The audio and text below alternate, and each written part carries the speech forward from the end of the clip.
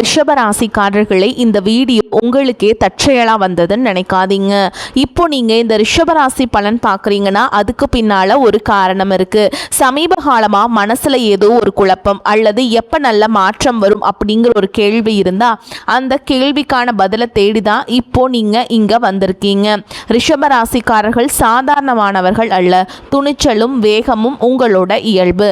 ஆனால் அந்த வேகத்துக்கு சரியான வழிகாட்டுதல் கிடைக்கிறப்போ வாழ்க்கையே மாறுங்க.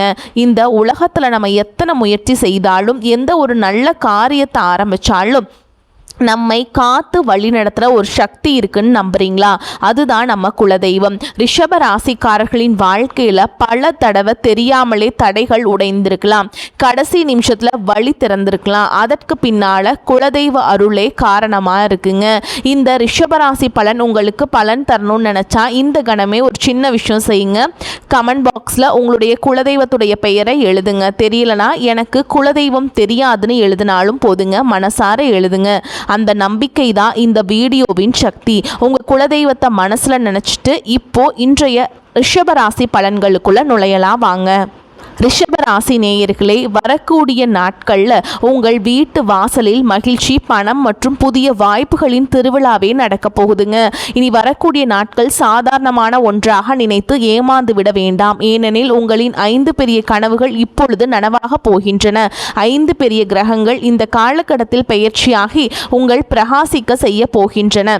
கடந்த 5 மாதங்களான ஜனவரி, பிப்ரவரி, மார்ச், ஏப்ரல் மற்றும் மே ஆகிய காலங்களில் உங்களின் ஒவ்வொரு காரியமும் கடைசி நேரத்தில் போய் தடைபட்டு போனது.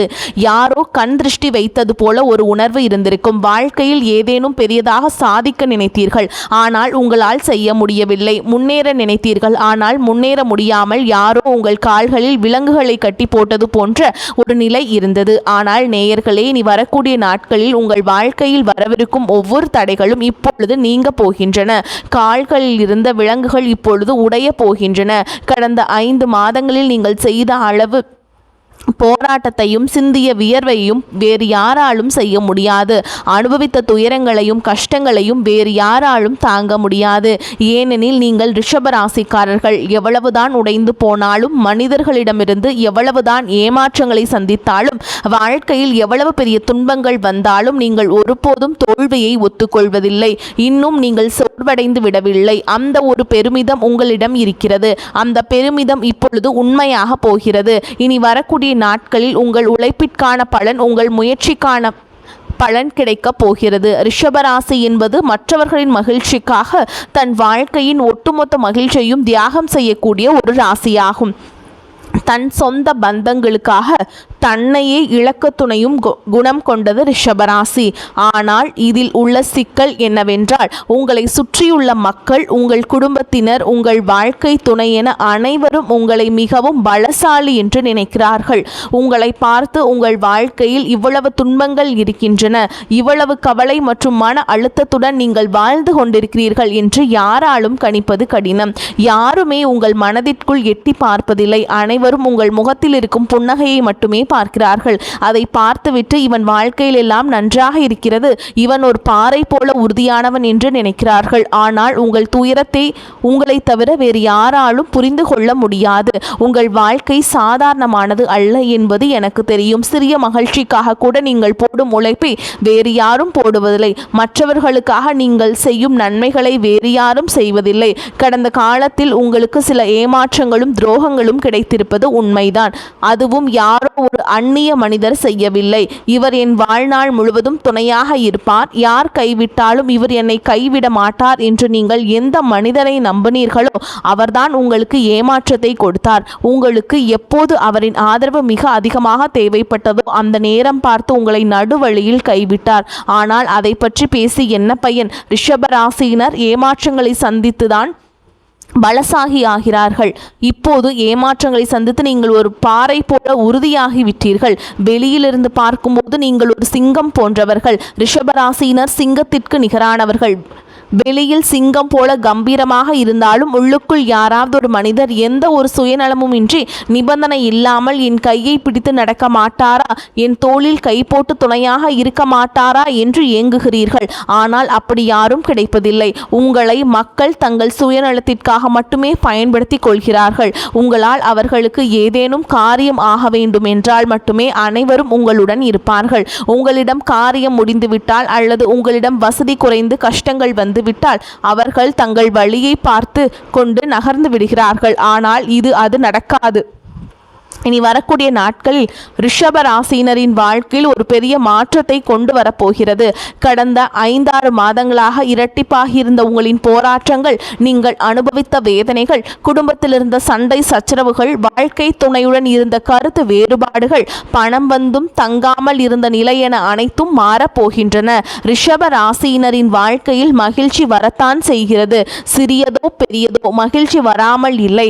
ஆனால் சிக்கல் என்னவென்றால் மகிழ்ச்சி வந்த வேகத்தில் உடனே மறைந்து விடுகிறது. கடந்த காலத்தில் நீங்கள் சில பெரிய கனவுகளை நிறைவேற்ற நினைத்தீர்கள், ஆனால் செய்ய முடியவில்லை. சில சமயங்களில் உங்கள் சொந்த மனிதர்களை உங்களை குழப்பி விடுகிறார்கள். யாராவது ஒருவர் உங்கள் மனதில் பயத்தையும் சந்தேகத்தையும் ஏற்படுத்தி, நீ இந்த வேலையை செய்தால் எனக்கு நல்லது, உனக்கு வெற்றி கிடைக்காது, இது உனக்கு சரியானது அல்ல, உன்னால் இதை செய்ய முடியாது என்று கூறி உங்களை திசை திருப்பி விடுகிறார்கள். இதனால் உங்களால் உங்கள் கனவை நிறைவேற்ற முடியாமல் போகிறது. ரிஷபராசியினரே, நீங்கள் மற்றவர்களின் வார்த்தைகளை கேட்டுக்கொண்டிருந்தால் எப்பொழுதும் பின்வரிசையில் தான் நிற்க வேண்டியிருக்கும். ஆனால் எப்போது நீங்கள் உங்கள் மனசாட்சியின் பேச்சை கேட்க தொடங்குகிறீர்களோ, உங்கள் சொந்த அறிவு கொண்டு உங்கள் வாழ்க்கையின் முடிவுகளை எடுக்க தொடங்குகிறீர்களோ, அப்போது உங்களை தடுக்க யாராலும் முடியாது. நீங்கள் உங்கள் இலக்கை அடைவதில் எந்த தடையும் இருக்காது. உங்களிடம் இருக்கும் ஒரே குறை, நீங்கள் தேவையை விட அதிகமாக மற்றவர்களின் வார்த்தைகளுக்கு காது கொடுக்கிறீர்கள். நீங்கள் ஒரு கடைக்கு சென்று உங்களுக்கு ஒரு சட்டை மிகவும் பிடித்து போய் அதை அணிந்து பார்க்கிறீர்கள். ஆனால் அருகில் இருக்கும் வேறு யாராவது ஒருவர், இது உனக்கு நன்றாக இல்லை, இதை எடுக்காதே என்று கூறிவிட்டால் உங்களுக்கு அவ்வளவு பிடித்த பொருளை கூட நீங்கள் வேண்டாம் என்று ஒதுக்கி விடுகிறீர்கள். மற்றவர்களின் விருப்பங்களை உங்கள் வாழ்க்கையில் திணித்துக் கொள்கிறீர்கள். இந்த பழக்கத்தை நீங்கள் எப்போது நிறுத்துகிறீர்களோ அப்போது உங்கள் வாழ்க்கை பாதுகாப்பானதாக மாறும். உங்களுக்கு மன நிறைவு கிடைக்கத் தொடங்கும். உங்கள் மனம் அலைவதை தடுக்க வேண்டும். மனம் அலைப்பாய்வதை நிறுத்திவிட்டால் உங்களை வெல்ல யாரும் இல்லை. இனி வரக்கூடிய நாட்களில் ஏன் இவ்வளவு விசேஷமானது, இதை பற்றி ஏன் இவ்வளவு பேசப்படுகிறது என்றால், மிக முக்கியமாக தேவகுரு பிரகஸ்பதி ஜூன் 2ஆம் தேதி மிதுன ராசியிலிருந்து கடக ராசிக்கு மாறி அங்கே உச்சம் பெற்றிருக்கிறார். குரு பகவான் புத்திக்கும் அதிர்ஷ்டத்துக்கும் காரகமானவர்.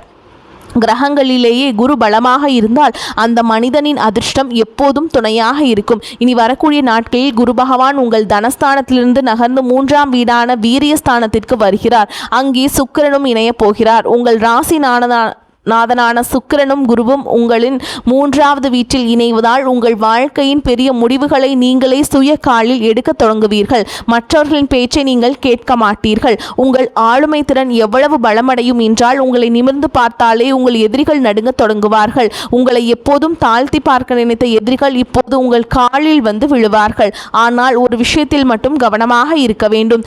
குருவும் சுக்கிரனும் 3வது வீட்டிற்கு வரும்போது மனிதன் தேவையை விட பெரிதாக பேச தொடங்குவான். வீண் பெருமை பேசுவான். அந்த தவறை நீங்கள் செய்யக்கூடாது. குரு இங்கே இருக்கும்போது நீங்கள் யாருக்கும் எந்த வாக்குறுதியும் கொடுக்க கூடாது. யாரிடமும் சபதம் செய்யக்கூடாது. இந்த விஷயத்தில் நினைவில் கொள்ளுங்கள். வரும் 3-4 மாதங்களுக்கு இந்த ஒரு மந்திரத்தை உங்கள் வாழ்க்கையில் கையாளுங்கள். யாருக்கும் நான் உனக்காக இதை செய்து தருகிறேன் என்று வாக்குறுதி கொடுக்க வேண்டாம். குருவின் இந்த பயிற்சி இதுவரை உங்கள் மனதில் இருந்த எதிர்மறை எண்ணங்களை நீக்கும். ஏதேனும் ஒரு புதிய காரியத்தை தொடங்க நினைக்கும் போது இதில் வெற்றி கிடைக்குமா கிடைக்காதா, காரியம் நடக்குமா நடக்காதா என்று ஒரு பயம் உங்களுக்குள் இருந்தது அல்லவா, அந்த பயம் இப்போது நீங்க போகிறது. இது தவிர உங்கள் லக்னத்தில் இப்பொழுது சூரியன் அமர்ந்திருக்கிறார். இந்த சூரியன் அடுத்து உங்களின் தனஸ்தானத்திற்கு செல்லும் பொழுது பண வரவிற்கான வழிகள் பிறக்கும். தற்பொழுது உங்களுக்கு கோபம் மிகவும் வேகமாக வருகிறது. ரிஷப ராசியினர் மற்றவர்களால் படும் கஷ்டங்களை விட தங்களாலேயே அதிக கஷ்டங்களை சந்திக்கிறார்கள். ஒரு காரியத்தை செய்ய வேண்டும், இதை நான் செய்தே தீருவேன் என்று உறுதியாக முடிவெடுக்கிறார்கள். ஆனால் அடுத்த கணமே உங்களின் அந்த ஆர்வம் குறைந்து விடுகிறது. இன்று ஒரு பெரிய கனவை நிறைவேற்ற வேண்டும், அதற்காக உழைக்க வேண்டும் என்று நினைக்கிறீர்கள். ஆனால் அடுத்த நாளே யாரோ இயக்க மனிதரின் பேச்சை கேட்டு உங்கள் ஆர்வத்தை இழந்து அந்த முயற்சியை கைவிட்டு விடுகிறீர்கள். உங்களிடம் தொடர்ச்சியான உழைப்பும் சுய கட்டுப்பாடும் சற்று குறைவாக உள்ளது.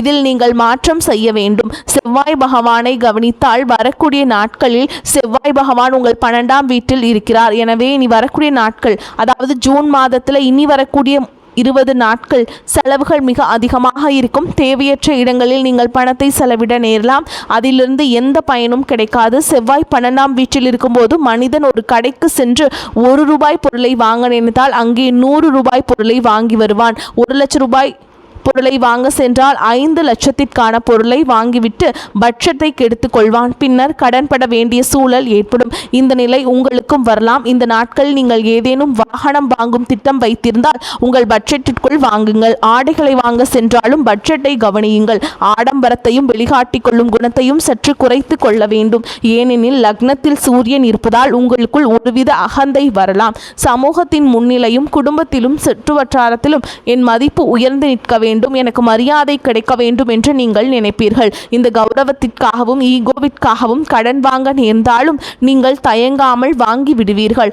ஆனால் காலம் செல்ல செல்ல மற்றவர்களின் முன்னிலையில் உங்களை உயர்த்தி காட்ட நீங்கள் எடுத்த அதே முடிவு உங்களை கடனில் மூழ்கடித்து பட்ஜெட்டை கெடுத்து உங்களை தாழ்த்திவிடும். பின்னர் பிரச்சனைகளை மட்டுமே மிஞ்சும்.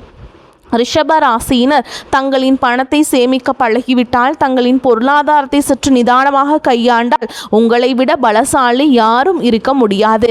ஆனால் உங்களிடம் உள்ள ஒரே குறை, உங்களால் பணத்தை சேமிக்க முடிவதில்லை. சில சமயம் சொந்த பந்தங்களுக்காக செலவு செய்கிறீர்கள், சில சமயம் நண்பர்களுக்காக, சில சமயம் சமூகத்திற்காக, தான தர்மம் என்று ஏதோ ஒரு வழியில் பணத்தை செலவழித்து கொண்டே இருக்கிறீர்கள். இறுதியில் உங்களுக்கு பணம் தேவைப்படும் போது உங்களிடம் பணம் இருப்பதில்லை. உங்களின் ரிஷபராசி இந்த விஷயங்கள் அப்படியே உங்கள் வாழ்க்கையோடு ஒத்துப்போகும். அப்படி இருந்தால் அதை எனக்கு தெரியப்படுத்துங்கள் நேயர்களே. ஏனெனில் இவை சாதாரண விஷயங்கள் அல்ல.